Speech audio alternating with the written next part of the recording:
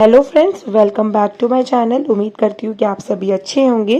तो आज की जो क्लास है उसमें हम मंझन के व्यक्तित्व, उनके जीवन परिचय और उनके प्रमुख रचनाओं को लेकर चर्चा करने वाले हैं।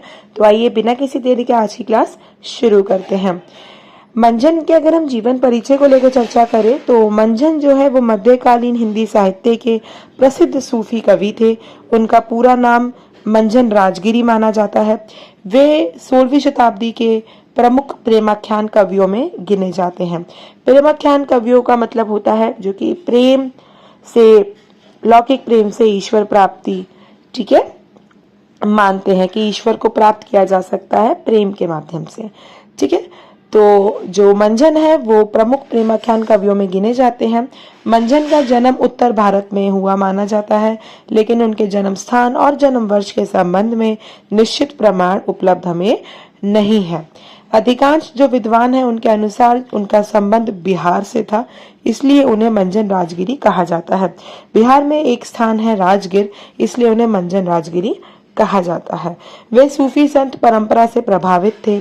उनकी रचनाओं में लौकिक प्रेम के माध्यम से ईश्वर प्राप्ति, आत्मा और परमात्मा का मिलन तथा आध्यात्मिक प्रेम का सुंदर चित्रण हमें मिलता है।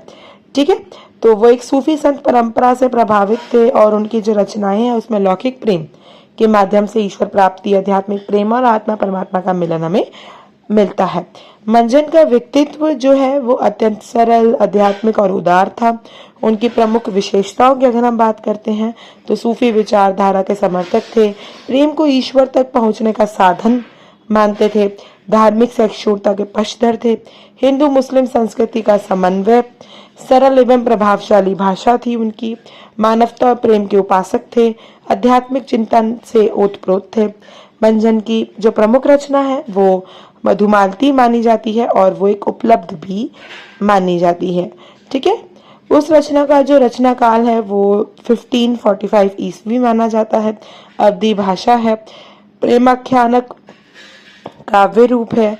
साहित्यिक जो धारा है वो सूफी प्रेमाख्यान परंपरा मानी जाती है, क्योंकि वो एक सूफी संत परंपरा से प्रभावित थे। मधुमालती के अगर हम कथानक की बात करें, जो उनकी एक प्रसिद्ध रचना है, तो मधुमालती एक प्रेम कथा है जिसमें राजकुमार जो है वो मनोहर है और राजकुमारी मधुमालती है, उनके प्रेम का वर्णन है। ठीक है, ये दोनों पात्र हैं, दोनों अनेक कठिनाइयों का सामना करते हैं और अंततः उनका मिलन होता है। ठीक है, सूफी दृष्टि से अगर हम देखते हैं तो मनोहर जो है वो साधक है, मधुमालती परमात्मा है, प्रेम साधना है, मिलन ईश्वर प्राप्ति है। जब मिलन हो जाएगा तो उसको ईश्वर प्राप्ति का प्रतीक माना गया है। ठीक है, मधुमालती की जो विशेषताएं हैं वो है सूफी दर्शन, यानी कि प्रेम के माध्यम से ईश्वर प्राप्ति। ठीक है, प्रेम का आध्यात्मिक रूप, यानी कि सांसारिक जो प्रेम है, जैसे राजा और राजकुमारी का जो सांसारिक प्रेम है उसको दिव्य प्रेम का प्रतीक माना गया है। प्रकृति चित्रण किया गया है, वन, पर्वत, नदी, ऋतु आदि का सुंदर वर्णन हमें मधुमालती रचना में मिलता है। भाषा जो है वो सरल एवं मधुर अवधि में है। अलंकार उसमें प्रयोग में लाए गए हैं, उपमा, रूपक, अनुप्रास, उत्प्रेक्षा।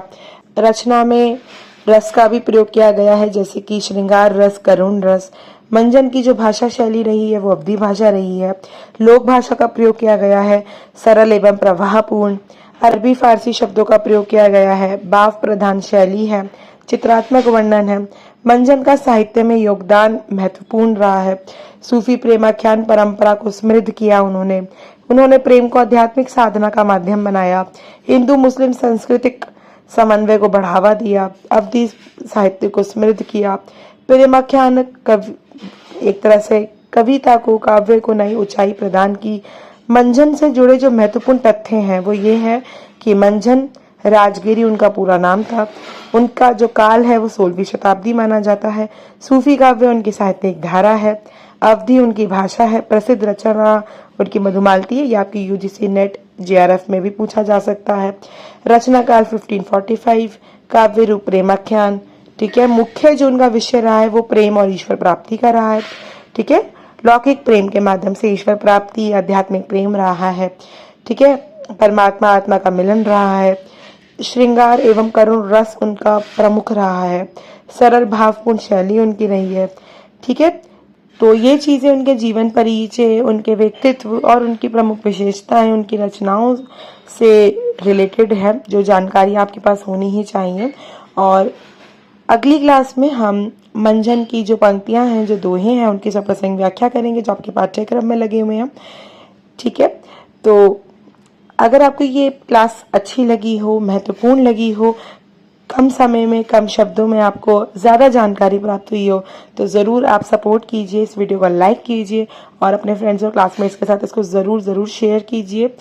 ठीक है, और ऐसे ही हिंदी रचनाओं से जुड़े महत्वपूर्ण प्रश्नों के लिए, महत्वपूर्ण तथ्यों के लिए और उनकी रचनाओं के लिए, सप्रसंग व्याख्याओं के लिए इस चैनल को ज़रूर सब्सक्राइब कीजिए, सपोर्ट कीजिए। आपकी सपोर्ट की बेहद ज़रूरत है। ठीक है, तो ऐसे ही आप सपोर्ट कीजिए और सब्सक्राइब कीजिए। तो मिलते हैं अगली क्लास में मंझन की रचनाओं की सप्रसंग व्याख्या के साथ। तब तक के लिए गुड बाय।